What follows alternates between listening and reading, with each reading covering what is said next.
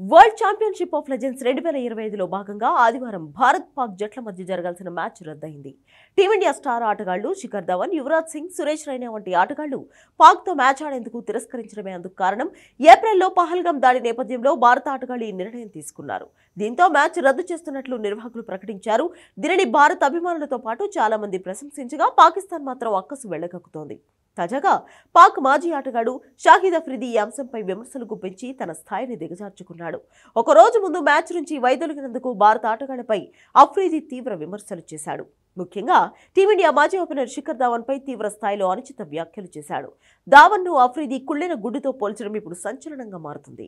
ఒక కుళ్ళిన గుడ్డు మొత్తం చెడగొడుతుందంటూ అఫ్రిది పరోక్షంగా ధవన్ ఉద్దేశించి చెప్పినట్లు స్పష్టంగా తెలుస్తోంది.